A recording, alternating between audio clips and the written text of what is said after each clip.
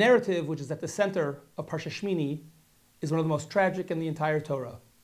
The sudden death of Nadav and Avihu, Aaron's two sons, publicly killed at what would otherwise have been the height of Aaron's emotional and professional accomplishment, the dedication of the Mishkan and his transforming into the Kohen Gadol. Shortly thereafter, there is debate between Moshe and Aaron, which the Torah describes. It's an often overlooked section of our Parsha, in which Aaron refuses to eat the meat of the korban, and Moshe is upset at him, until Aaron explains that the reason he won't eat the korban is because of his halachic status as an onein or as an avel after the death of his sons. The Torah then tells us in Perek Yud, Pasuk Chaf, V'yishma Moshe v'yitav be'einav. Moshe heard the argument of Aaron, and it was good in his eyes. He accepted Moshe's argument. Rashi, commenting on this brief discussion between Moshe and Aaron and Moshe's concluding statement, Rashi tells us in the name of Chazal from the Gemara in Zvachim, and Daf Kuf Aleph Amar Aleph, that Moshe admitted not only that Aaron was right, but that he had himself learned this halakha, but had forgotten it.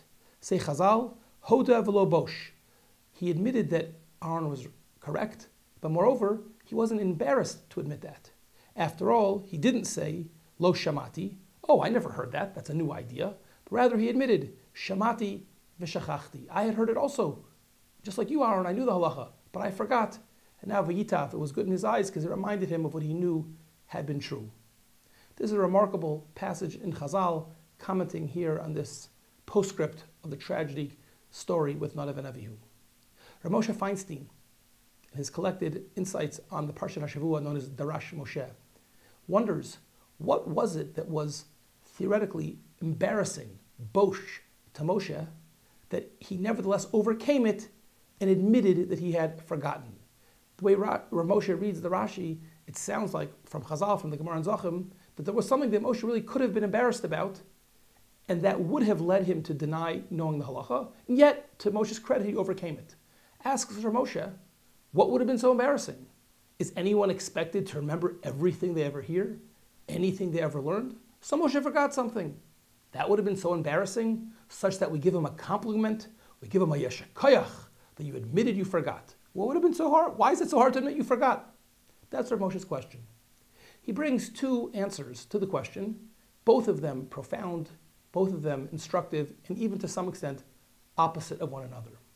Rav Moshe's first answer is that in fact, yes, it was very embarrassing to admit that he had forgotten, because there is something terrible, there is something wrong with forgetfulness.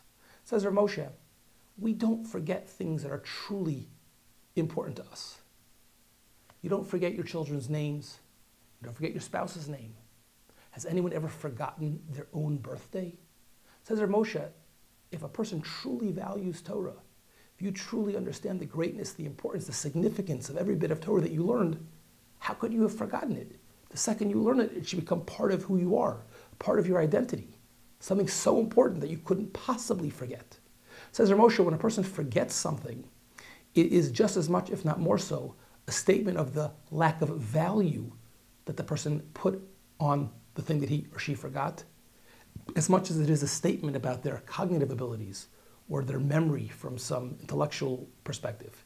It's more a statement of emotional or values that the person gave to that information. If they truly were invested in it emotionally, if they truly appreciated its importance, of course they wouldn't have forgotten.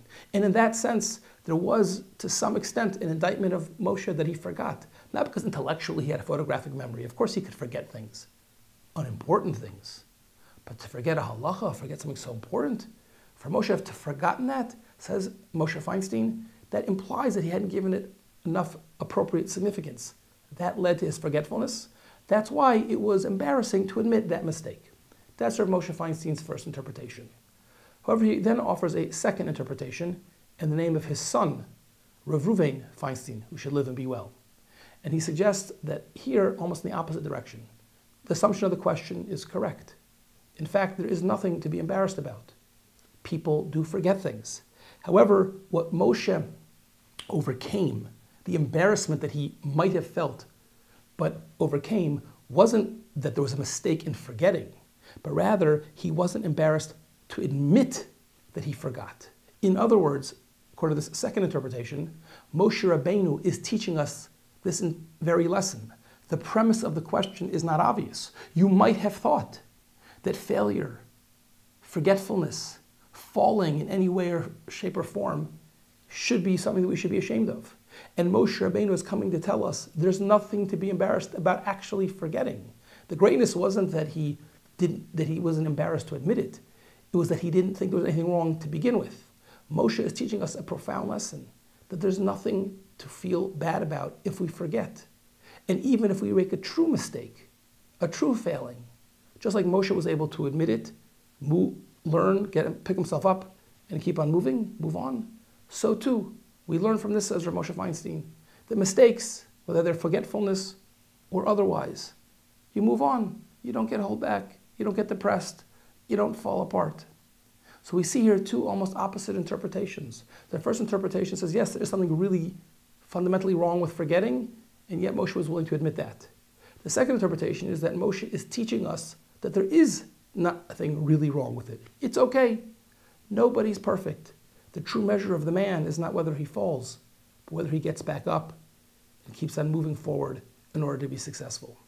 Two opposite interpretations, but both of which remind us of why Moshe truly is Rabbeinu, somebody who we can learn from. We can learn from him to hopefully value Torah and mitzvos and emotionally invest and give them the importance that they deserve, so hopefully we don't forget it all. We can also learn from Moshe that when we do forget or make other kinds of mistakes, we admit our mistakes and then we move on. We're not paralyzed by them, we learn from them, and we keep on going. Shabbat Shalom.